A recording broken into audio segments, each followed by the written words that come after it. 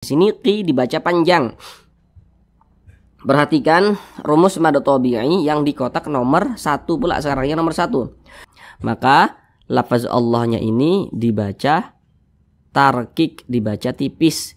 Jadi ini dibaca taqillah, jangan dibaca taqillah, jangan. Tapi paha di sini kan ada huruf sin nih, huruf sin ini dia sukun. Nah, kita lihat lagi di samping. Huruf sin itu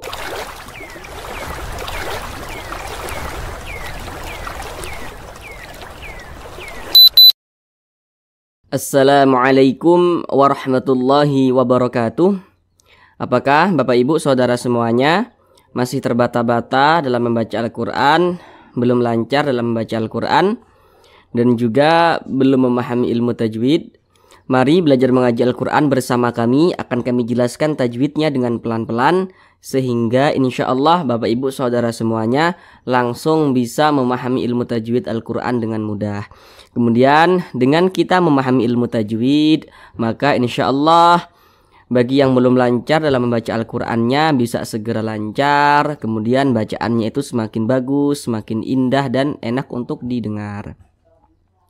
Namun sebelum itu kami doakan terlebih dahulu semoga Bapak Ibu Saudara semuanya senantiasa dalam keadaan sehat, dipermudah segala urusannya, dikabulkan segala hajatnya, dan senantiasa dilancarkan rezekinya oleh Allah Subhanahu wa Ta'ala. Amin, amin ya rabbal alamin. Baiklah, langsung kita mulai belajar mengaji Al-Qur'annya. Kita kali ini akan belajar mengaji Al-Qur'an dengan penjelasan tajwidnya yang pelan-pelan, yakni pada surah Al-Baqarah ayat 206. Di sini akan kami bacakan terlebih dahulu dengan pelan-pelan. A'udzu billahi minasy syaithanir rajim. Bismillahirrahmanirrahim. Wa idza qila lahu ittaqillaha akhadhathul 'izzatu bil ithmi fahasbuhu jahannam wala bi'sal mihad.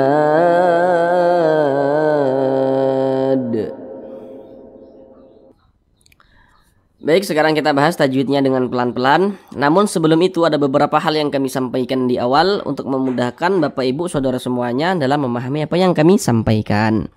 Kalau nanti kami katakan huruf di belakangnya atau huruf sebelumnya, maka berarti huruf yang berposisi sebelah kanan, sebelah sini. Nah, kalau nanti kami katakan huruf di depannya atau huruf setelahnya, maka berarti huruf yang berposisi sebelah kiri berarti sebelah sini. Nah, pertama di sini wa idza, za dibaca panjang. Nah, perhatikan rumus mad tabi'i yang di kotak nomor 3. Kalau kita membaca Al-Quran apabila berjumpa dengan huruf alif, ini huruf alif nih. Kalau membaca Al-Quran apabila berjumpa dengan huruf alif, maka kita perhatikan huruf di belakangnya atau huruf sebelumnya. Kalau ada huruf alif di belakangnya sini atau sebelum huruf alif tersebut ada huruf yang memiliki tanda baca fathah, maka huruf yang memiliki tanda baca fathah ini yang berposisi tepat berada di belakang huruf alif atau tepat berada sebelum huruf alif, maka huruf tersebut dibaca panjang. Ini huruf dza dibaca panjang sebab dia memiliki tanda baca fathah nih, dan posisinya tepat berada di belakang huruf alif. Ini huruf alif, di belakangnya ada huruf yang memiliki tanda baca fathah sehingga huruf tersebut dibaca panjang. Jadi secara singkatnya rumus mad tabi'i yang di kotak nomor 3 itu, huruf alif pasangannya adalah tanda baca fathah, sehingga huruf di belakangnya atau huruf sebelumnya itu dibaca panjang, seperti itu. Mad tabi'i panjangnya itu 2 harokat. Nah, 2 harokat untuk lebih mempermudah kita dalam belajar itu kira-kira 2 ketukan, 1, 2. Nah, ketukan itu hanya sarana saja untuk mempermudah kita dalam belajar, dan ketukannya pun tergantung tempo bacaan kita. Wa idza qi. Nah, di sini qi dibaca panjang. Perhatikan rumus mad tabi'i yang di kotak nomor 1 pula sekarang, yang nomor 1. Kalau membaca Al-Quran apabila berjumpa dengan huruf ya sukun, ini huruf ya, tanda sukun tuh seperti ini. Kalau membaca Al-Quran apabila berjumpa dengan huruf ya sukun, maka kita perhatikan huruf sebelumnya atau huruf di belakang ya sukun tuh kita perhatikan. Kalau ada huruf ya sukun, di belakangnya sini ada huruf yang memiliki tanda baca kasroh. Nah, baris 1 ke bawah nih disebut juga dengan tanda baca kasroh atau harokat kasroh. Kalau ada huruf ya sukun, di belakangnya ada huruf yang memiliki tanda baca kasroh, maka huruf yang memiliki tanda baca kasroh ini yang berposisi tepat berada di belakang huruf ya sukun atau tepat berada sebelum ya sukun, maka huruf yang memiliki tanda baca kasroh tersebut dibaca panjang. Nah, makanya ki ini dibaca panjang. Jadi rumus mad tabi'i yang di kotak nomor 1 secara singkatnya adalah huruf ya sukun, ya, huruf ya tanda sukun itu seperti ini. Huruf ya sukun pasangannya adalah tanda baca kasroh atau harokat kasroh. Nah, sehingga huruf sebelumnya atau huruf di belakangnya itu dibaca panjang seperti itu. Mad tabi'i panjangnya 2 harokat. Wa idza qila lahu taqillah. Nah, kemudian di sini ada huruf ta bertasydid. Nah, di sini kami coba tambahkan lagi ya, kami sempurnakan lagi metode pengajaran kami supaya untuk lebih memudahkan Bapak Ibu agar yang belum lancar dalam membaca Al-Quran bisa segera lancar. Karena kasus yang sering kami temui ya, di antara penyebab seseorang itu terbata-bata dalam membaca Al-Quran, yang pertama kebingungan ketika membaca huruf yang bertasydid, dan yang kedua kebingungan ketika membaca huruf yang sukun. Nah, itu diantaranya itu seperti itu. Di sini huruf ta ini bertasydid nih. Nah, bagaimana cara membacanya? Nah, cara mudahnya itu seperti ini. Nah, perhatikan dulu di layar. Nah, huruf ta bertasydid tadi ya. Huruf ta bertasydid. Sekarang kita lihat huruf ta. Huruf ta itu huruf Latinnya, kalau kita menulis huruf ta menggunakan huruf Latin, terdiri dari 2 huruf, huruf T dan huruf A. Huruf Latin itu huruf A, B, C sampai Z tuh huruf Latin tuh. Jadi huruf ta itu kalau kita tulis menggunakan huruf Latin, maka huruf T dan juga huruf A, itu kan, nah, bacaannya ta. Nah, kalau huruf ta itu bertasydid ya, kalau huruf hijaiyah itu bertasydid, maka huruf pertama dari huruf Latinnya itu digandakan menjadi 2. Nah, maksud kan digandakan menjadi 2. Jadi huruf ta, huruf Latin pertamanya adalah huruf T, maka huruf T-nya itu dibuat menjadi 2. Nah, perhatikan lagi di layarnya sini ya, yang ini. Berarti ini lahu ditambah huruf T2 di depannya dibaca lahutta gitu kan, lahutta begitu. Nah, seperti tulisan yang ada di bawah ini ya. Lahutta, lahuttaqillah. Nah, begitu. Jadi jangan bingung. Nah, lahuttaqillah. Nah, kemudian di sini ada lafaz Allah. Kalau kita membaca Al-Quran, apabila berjumpa dengan lafaz Allah ya, maka kita perhatikan huruf di belakang lafaz Allah atau huruf sebelum lafaz Allah yang memiliki tanda baca atau yang memiliki harokat. Ini lafaz Allah. Mana huruf yang memiliki tanda baca di belakangnya? Berarti huruf yang ini, ya, huruf qaf ini ya. Yang kita perhatikan itu adalah tanda bacanya. Nah, tanda bacanya yang kita perhatikan. Kalau ada lafaz Allah, di belakang lafaz Allah ada huruf yang memiliki tanda baca kasroh nih. Nah, maka lafaz Allahnya ini dibaca tarkik, dibaca tipis. Jadi ini dibaca taqillah. Jangan dibaca taqillah, jangan, tapi ditipiskan. Taqillah, seperti itu. Kemudian ini ada alif lam. Kalau kita membaca Al-Quran, apabila berjumpa dengan huruf alif lam, kita perhatikan di depan huruf lamnya itu kita perhatikan. Ini alif lam, di depannya sini huruf lam nih. Nah, kita lihat di samping huruf lam itu termasuk salah satu huruf idgham syamsiyah atau alif lam syamsiyah. Karena alif lam syamsiyah itu biasa disebut juga dengan idgham syamsiyah. Kenapa disebut idgham? Karena dia cara membaca huruf lamnya ini dibaca idgham. Jadi huruf lamnya ini dia tidak dibaca di sini. Makanya di sini kan tidak ada tanda bacanya, langsung masuk ke huruf yang di depannya ini begitu. Maka jangan bingung. Maka taqillah langsung masuk ke huruf yang di depannya. Nah, kemudian di sini huruf lam bertasydid lagi nih. Kita lihat lagi di samping. Fokus ke huruf lam. Huruf lam itu kalau ditulis menggunakan huruf Latin ya, huruf Latin, maka huruf pertamanya adalah huruf L, ya kan?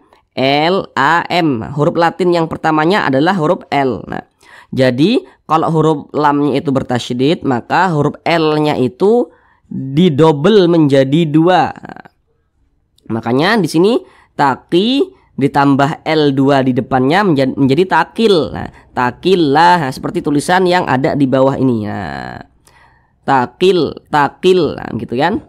Ki ditambah L di depannya menjadi takil gitu. Jadi kalau huruf yang bertasydid itu, maka huruf hijaiyah yang bertasydid, maka huruf Latin yang pertamanya itu didobel menjadi 2 seperti itu. Nah, maka taqi ditambah L2 di depannya menjadi takil. Takillah begitu.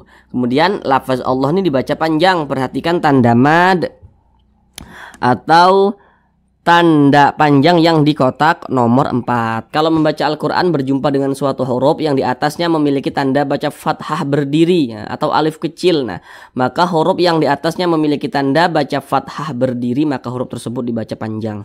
Ini lam nih, di atasnya ada tanda baca fathah, tapi dia bentuknya tuh berdiri ya, bentuknya berdiri ya. Bentuknya itu adalah alif kecil. Nah, maka huruf lamnya ini dibaca panjang. Mad tabi'i panjangnya 2 harakat atau kira-kira 2 ketukan. Nah, wa idza qila lahu taqillaha akhadhat. Nah, di sini ada huruf ta lagi nih. Huruf ta ini dia sukun. Nah, huruf ta ini dia sukun. Nah, perhatikan lagi di samping. Huruf ta itu dia sukun. Jadi, kalau huruf hijaiyah itu sukun, maka yang diambil adalah satu huruf Latin yang paling depan yang diambil. Nah, perhatikan pada huruf ta. Huruf ta itu kalau kita tulis menggunakan huruf Latin, maka terdiri daripada huruf T dan huruf A. Nah, jadi kalau misalkan dia sukun, yang diambil adalah huruf yang pertamanya saja. Berarti yang diambil huruf T-nya saja, begitu. Begitu juga dengan huruf ba. Misalkan huruf ba sukun, yang diambil huruf B. Huruf ta sukun, yang diambil huruf T. Huruf sa sukun, yang diambil huruf S. Huruf jim sukun, yang diambil huruf J, begitu. Dan seterusnya. Nah, di sini kan huruf ta nih. Huruf ta ini dia sukun. Nah, huruf ta ini kalau ditulis menggunakan huruf Latin, maka terdiri daripada huruf T dan juga huruf A, ta, begitu ya. Jadi kalau misalkan huruf hijaiyah itu sukun ya, maka yang diambil itu huruf pertama daripada huruf Latinnya. Nah, berarti huruf pertamanya adalah huruf T. Berarti akhadha ditambah T menjadi akhadhat, begitu. Akhadhat. Nah, ini dha ditambah T. Nah, huruf ta ini kalau dia sukun jadi T. Akhadha ditambah T, akhadhat jadinya. Nah, kemudian huruf ta ini dia memiliki sifat hamas. Jadi ketika mengucapkan huruf T-nya itu ya, ada nafas yang mengalir. Nah, kita baca akhadhat, akhadhat. Nah, seperti itu. Akhadhat. Nah, seperti itu, ada nafas yang mengalir, ada bunyi nya gitu. Tapi jangan berlebihan. Akhadhat. Nah, akhadhat hul. Nah, di sini ada alif lam berjumpa dengan huruf ain. Tadi setiap membaca Al-Qur'an berjumpa dengan huruf alif lam, kita perhatikan di depannya huruf apa, begitu. Ini alif lam, di depannya huruf ain nih. Kita lihat di samping. Huruf ain itu termasuk salah satu huruf qamariyah. Alif lam berjumpa dengan huruf ain, hukumnya adalah alif lam qamariyah. Alif lam qamariyah itu biasa disebut juga dengan izhar qamariyah. Karena dia cara membaca huruf lamnya ini dia dibaca dengan jelas, terbaca dengan jelas. Kalau syamsiyah tadi kan huruf lamnya tidak dibaca. Kalau qamariyah huruf lamnya dibaca, begitu. Akhadhat hul. Nah, kemudian di sini kan huruf lam ini dia sukun nih. Nah, huruf lam ini dia sukun. Nah, tanda sukun tuh seperti ini, huruf sukun atau biasa disebut juga dengan huruf mati. Nah, kita lihat lagi di samping. Huruf lam kalau ditulis menggunakan huruf Latin, nah, terdiri dari 3 huruf, huruf L, huruf A, dan juga huruf M. Jadi setiap huruf hijaiyah yang sukun, maka yang diambil adalah huruf Latin yang pertama. Kalau kita menulis huruf L, A, dan M, huruf Latin pertama yang kita tulis adalah huruf L. Nah, maka berarti kalau huruf lam sukun, kalau dia sukun menjadi L. Nah, akhadzat hul. Nah, jadi kayak gitu. Nah, akhadzat hu ditambah L jadinya hul. Jadi dibaca akhadzat hul begitu. Izzatu. Nah, di sini ada huruf za nih. Huruf za. Nah, dia bertasydid. Nah, kita perhatikan lagi huruf za. Huruf za itu huruf pertamanya adalah huruf Z. Nah, huruf Z. Nah, kemudian karena huruf za-nya ini dia bertasydid, maka berarti huruf Z-nya itu huruf pertama yang di depan yang selalu kita ambil. Huruf Z-nya itu kita lihat penulisan huruf Z itu huruf Z dengan A kan. Nah, huruf pertamanya Z. Nah, Z-nya itu kita double menjadi 2. Jadi I ditambah Z menjadi 2 menjadi izza begitu. Nah, perhatikan yang di bawahnya itu. Izza, izzatul, izzatubil, izzatubil. Nah, kemudian di sini ada alif lam nih. Alif lam berjumpa dengan huruf hamzah.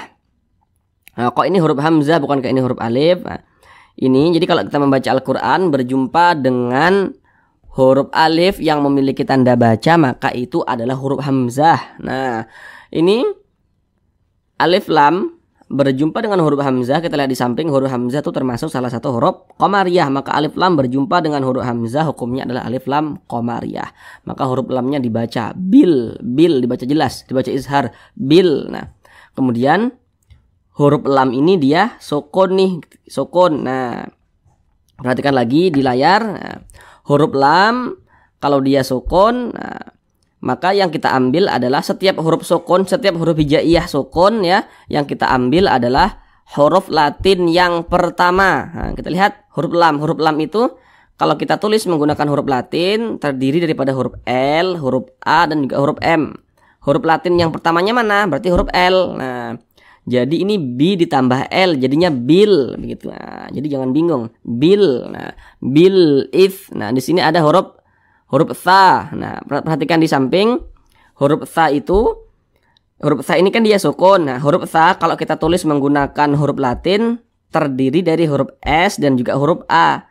Nah, huruf pertamanya adalah huruf S-nya. Jadi ini I ditambah S jadinya is, if begitu. Nah, bil ithmi fahasbuhu jahannam. Nah, di sini faha, di sini kan ada huruf sin nih. Huruf sin ini dia sukun. Nah, kita lihat lagi di samping. Nah, huruf sin itu kalau kita tulis menggunakan huruf Latin terdiri dari 3 huruf. Huruf pertamanya adalah huruf S, huruf I, dan juga huruf N.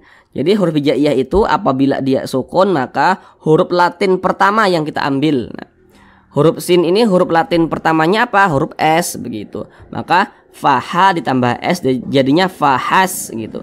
Fahas buhu jahannam. Nah, jadi yang terpenting kalau untuk awal-awal itu kita tahu dulu nih cara membaca huruf sukunnya, itu kita tahu terlebih dahulu begitu. Baru setelah lancar membaca huruf sukun, setelah lancar membaca huruf bertasydid begitu ya, baru nanti pelan-pelan dipelajari juga makhorijul hurufnya begitu. Fahasbuhu, hu dibaca panjang nih. Perhatikan tanda mad atau tanda panjang yang di kotak nomor 2. Kalau membaca Al-Quran berjumpa dengan suatu huruf yang di atasnya memiliki tanda baca dhammah terbalik, maka huruf yang di atasnya memiliki tanda baca dhammah terbalik, maka huruf tersebut dibaca panjang. Ini huruf H, di atasnya ada tanda baca dhammah terbalik, maka huruf H ini dibaca panjang. Nah, ini namanya mad silah qasirah, bukan mad tabi'i. Mad silah qasirah namanya. Panjangnya sama dengan mad tabi'i, 2 harokat. Nah, kalau untuk awal-awal ya, supaya untuk lebih memudahkan saja, yang terpenting yang kita tahu, yang kita ingat ya, yang kita ingat adalah tanda panjang, kemudian kadar panjangnya berapa gitu kan. Ini tanda panjang seperti ini. Kalau untuk nama-nama madanya itu belakangan juga tidak apa-apa, untuk lebih mempermudah saja dalam kita belajar begitu. Fahasbuhu jahannam. Nah, kemudian di sini Yang pertama di sini huruf nun ini bertasydid nih. Nah, kita lihat lagi di layar. Fokus lagi di huruf nun. Nah, kalau misalkan huruf hijaiyah itu bertasydid ya, maka cara mudahnya ketika kita mengucapkannya yakni huruf latinnya itu didobel. Huruf latin yang pertama itu didobel menjadi 2. Perhatikan huruf nun. Huruf nun itu terdiri dari 3 huruf. Huruf N, huruf U, huruf N, nun, gitu kan? Huruf nun yang pertama yang mana? Huruf nun, huruf latin yang pertama adalah huruf N. Maka N-nya itu didobel menjadi 2. Perhatikan tulisan di bawahnya itu. Nah, yang kami buat di bawah itu jahan ditambah N-nya didobel menjadi jahannam begitu. Nah, akan tetapi di sini huruf nun bertasydid ini kita lihat di samping, huruf nun bertasydid, huruf mim bertasydid ini hukumnya gunnah musyaddadah. Perhatikan catatan kecil di bawahnya itu. Itu sengaja kami buat catatan kecil di bawahnya itu supaya saudara semuanya yang masih pemula tidak keliru dalam menentukan hukum tajwid. Karena nanti tidak semua nun bertasydid, tidak semua mim bertasydid hukumnya gunnah musyaddadah. Kalau misalkan kemasukan nun sukun atau kemasukan tanda baca tanwin. Jadi supaya tidak bingung saja begitu, kami buat catatan kecil di bawahnya itu. Ada huruf nun bertasydid, kita perhatikan huruf sebelumnya. Kalau ada huruf nun bertasydid nih, huruf sebelumnya atau huruf di belakangnya itu ada huruf yang memiliki tanda baca fathah, kasrah atau dhammah, maka huruf nun atau huruf mim bertasydidnya itu hukumnya gunnah musyaddadah. Ini huruf nun bertasydid nih di sini yang kita temui. Di belakangnya ada huruf yang memiliki tanda baca fathah, berarti nun bertasydidnya ini hukumnya gunnah musyaddadah. Nah, cara membacanya itu digunnahkan tuh didengungkan. Jadi suaranya itu kita tahan, kita panjangkan sejenak. Jahannam begitu. Jahannam. Nah, kemudian ini kalau kita berhenti atau berwaqaf tepat di huruf mim, maka kita baca jahannam. Jangan dibaca jahannamu, jangan. Huruf mim kita sukunkan, maka dibaca jahannam. Kenapa huruf mim disukunkan? Kalau kita membaca Al-Quran kemudian kita berhenti atau berwaqaf tepat di huruf yang tidak dibaca panjang, maka huruf tersebut harus kita sukunkan. Ini kita membaca Al-Quran berwaqaf atau berhenti tepat di huruf mim. Huruf mim kan tidak dibaca panjang nih, makanya huruf mim kita sukunkan sehingga kita baca jahannam begitu. Kemudian di sini ada tanda waqaf, qaf dengan lam yang bermakna al-waqfu aula. Jadi maksudnya itu berwaqaf lebih utama. Jadi kalau menemukan tanda waqaf seperti ini, maka lebih utamanya kita berwaqaf atau berhenti terlebih dahulu baru kita lanjutkan membacanya seperti itu. Walabi. Nah, di sini ada huruf hamzah. Ini dia sukun. Nah, kita lihat di layar. Huruf hijaiyah itu apabila dia sukun, yang kita ambil adalah satu huruf pertama daripada huruf latin. Nah, misalkan huruf ba, huruf latinnya B, huruf ta, huruf latin pertamanya T begitu ya. Kalau huruf hamzah dia ada pengecualian. Huruf hamzah itu kan kalau kita tulis menggunakan tulisan latin, maka terdiri daripada huruf H, A, M, Z, A dan H, hamzah. Tapi kalau dia sukun ya, maka huruf hamzahnya itu berubah menjadi huruf K. Nah, maka dibaca walabi, tapi jangan walabik, jangan, tapi walabi seperti itu. Nah, walabi, walabi, nah, jangan dibaca walabik, jangan, tapi walabi gitu. Walabi salmihad. Nah, kemudian di sini ada huruf alif lam berjumpa dengan huruf mim. Kita lihat di samping, huruf mim termasuk salah satu huruf qamariyah, maka alif lam berjumpa dengan huruf mim hukumnya adalah alif lam qamariyah sehingga huruf lamnya dibaca dengan jelas. Nah, huruf lamnya ini dia sukun nih. Wala bi'sa. Nah, perhatikan di samping huruf lam kalau ditulis menggunakan huruf latin, nah, fokus ke huruf lam terdiri daripada huruf L, huruf A dan juga huruf M. Nah, mana huruf pertamanya? Huruf L, berarti huruf latin yang pertama berarti huruf L. Jadi kalau dia sukun, maka yang diambil huruf pertama daripada huruf latinnya, maka L begitu. Maka wala bi'sa ditambah L menjadi wala bi'sal begitu. Wala bi'sal mihad. Nah, had ini dibaca panjang, ini namanya mad arid li sukun.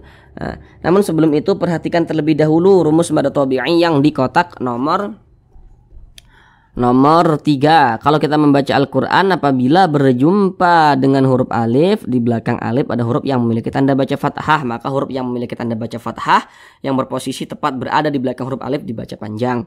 Makanya ha dibaca panjang karena memiliki tanda baca fathah dan posisinya tepat berada di belakang huruf alif. Ada huruf alif, di belakangnya ada huruf H, memiliki tanda baca fathah dia, sehingga huruf H dibaca panjang. Nah, pada awalnya ini namanya mad tabi'i, kemudian mad tabi'inya berjumpa dengan huruf yang kita sukunkan atau yang kita matikan, maka namanya berubah menjadi mad arid lis sukun. Panjangnya boleh 2 harokat, boleh 4 harokat hingga 6 harokat. Yang terpenting konsisten dalam sekali bacaan. Nah, mana huruf yang kita sukunkan? Huruf dal. Ini kan kalau kita berwakaf di huruf dal kita baca mihad. Jangan dibaca mihadu, jangan mihad begitu. Huruf dal kita sukunkan. Nah, karena dia sukun maka huruf dal itu kita pantulkan. Huruf dal ini kita sukunkan karena kita berhenti tepat di huruf dal. Huruf dal tidak dibaca panjang, makanya kita sukunkan. Kemudian huruf dal ini dia sukun, karena sukun dipantulkan. Nah, perhatikan di atas, huruf qalqalah itu ada 5, salah satunya huruf dal. Kalau dia sukun kita pantulkan, maka kita baca mihad. Mihad, mantul seperti itu. Dan ini termasuk kepada qalqalah kubro, qalqalah besar, karena dia berada di akhir bacaan begitu. Atau dapat kita pahami juga, kalau kita membaca Al-Quran kemudian kita berwakaf atau berhenti tepat di huruf qalqalah, maka itu dinamakan qalqalah kubro. Walaupun nanti ada pengecualian, misalkan ada huruf qalqalahnya itu bertasydid, ya kita berhenti tepat di huruf qalqalah yang bertasydid, itu nanti ada juga yang menamakannya dengan qalqalah akbar, tapi dinamakan qalqalah kubro juga betul begitu. Nah, ini kita berhenti tepat di huruf qalqalah, maka ini dinamakan dengan qalqalah kubro. Maka dibaca walabi salmihad. Nah, seperti itu. Sekian pembelajaran kita pada kali ini. Semoga apa yang telah kita pelajari dapat Bapak Ibu Saudara semuanya terapkan. Mulailah berlatih dengan pelan-pelan. Semoga yang belum lancar bisa segera lancar, yang sudah lancar, yang belum paham tajwid bisa segera paham tajwid. Begitu. Sempatkanlah waktu untuk membuka Al-Quran, walaupun hanya 1 ayat sehari semalam kita baca. Ketika membuka Al-Quran juga tidak apa-apa. Yang terpenting masih menyempatkan waktu untuk membuka Al-Quran. Terima kasih. Assalamualaikum warahmatullahi wabarakatuh.